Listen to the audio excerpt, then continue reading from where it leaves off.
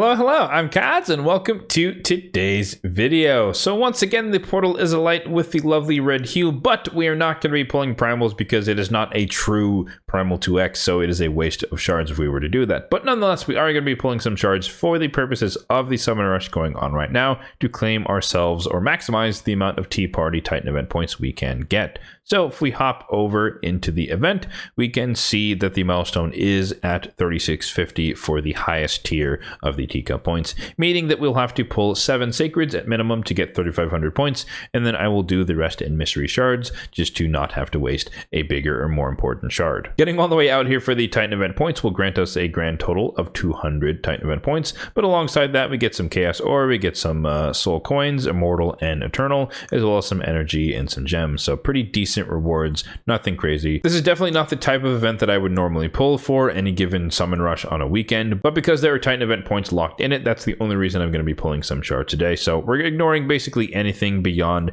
the minimum required to get the Titan event points. Popping over to the portal, we can take a look at my overall shard count in the account at the moment. 693 on the ancients, 246 on the voids, 63 on the primals, and 69 on the sacreds, which of course we'll be diving into today. Technically speaking, I could have chosen like any of the shard types to go for, and I can pop up my mercy tracker on the screen here so you can kind of see what I'm talking about. But I'm fresh off a mercy from voids as well as fresh off a mercy from sacreds, and so realistically I could pull from either of them, but at the current moment I'm relatively strapped for space, and so it just makes more sense to pull sacreds just because I'd have to pull less overall. Plus the progressive chance for the void shards was a little bit less enticing than the one for the sacred shards. You can see my selections here. The epics, I have all of them, so I don't really need more copies of them, so that's kind of irrelevant. But in this case it was kind of a little bit of a tough decision between the Rhodos and the Wallmaster Atharion. Wallmaster Atharion would be the first duplicate, but that would make me 8 out of 10 for high L's, which would push me a little bit closer to speed on my Arbiter, maxing that out. But I'm also a huge Rhodos fan, and banking another copy would, one, help out Faction Guardians, but future-proof for a stage where I could get like a +4 Rhodos down the road. So that's going to be our selection today, but realistically speaking, 7 Sacreds, fresh off of Mercy, I do not expect to get a legendary at all from today's summons. And to fully embrace the unlikeliness of that scenario, we're just going to skip over the wish list in terms of the legendaries that I'd like to most see, but I do expect to get a decent amount of epics here, probably up to 7, and so I would like some more epics duplicates for empowerment, although again the ones featured in the 15x are relatively irrelevant in terms of epic empowerment. So without further ado, let's dive right into the pulls. We've got just enough space, we've got a decent amount of cash, and honestly we don't really need any luck in this session. I'm not being facetious. I came off of Mercy from the Voids and the Sacreds, and we really don't need anything. The purpose of this session is just to get the Titan event points, so we're just going to go 7 Sacreds in. First champion is Broodlord, pretty decent Curse City champion because he does have an AoE stun on one of his abilities. Taurus is pretty useful. Skinwalker can place out a 4 poison, so he's kind of like a mini Tomb Lord.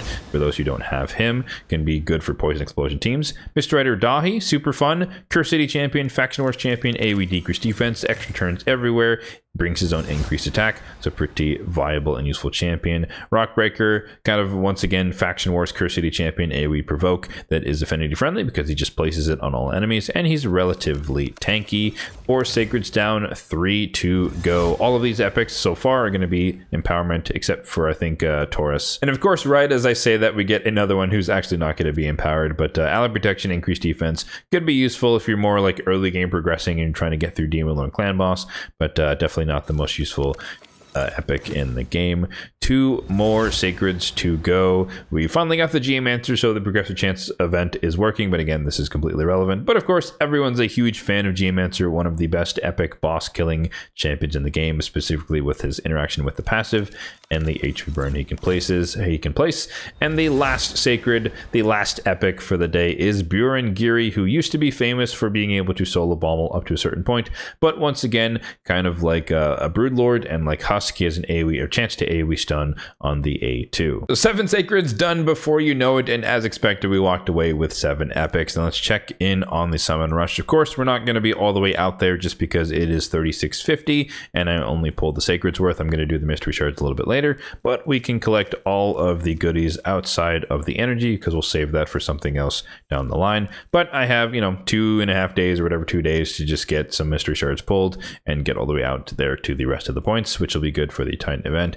And if anyone is curious, that puts us up to 540 in the Titan event. We're going to save that energy for later as well. But if you add in the 150 that will be banked in the near future, we're basically done with milestone 3, and we'll be moving on to somewhere around 700 in terms of approaching milestone 4, which is definitely where a lot of people have set their sights. Thus far, I have actually skipped 2 parts of 2 different events. I didn't do the last milestone of the recent Dungeon Divers, and I entirely skipped the Deck of Fate. So I have used up 150 of the 250 point buffer. So I'm still on track to go all the way out here to milestone 5 and get the, most importantly, the Mythical Tome, but on top of that, the Mad Hatter Perfect Soul 5-star. So there you have it. That's going to do it for our shard pull session, trying to get the Titan event points from the Tea Party. Let's call it Summon Rush. I guess the main highlights for today are that we get to empower some epics, and so I think Mr. Rider Dahi is, yeah, he's going to be +3. Broodlord, who I do use in Iron Twins, as well as the Cursed City, I think this will be +4 for him. He's somewhere further up here. I think he's +3 at the moment. He's going to be +4. And then I believe Rockbreaker as well is epic empowerment. He's somewhere in the vault,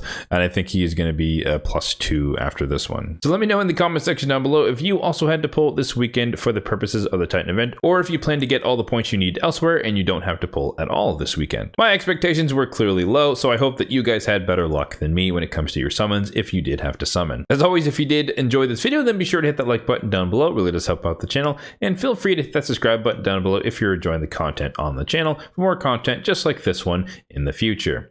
Thanks for watching, and have a good one.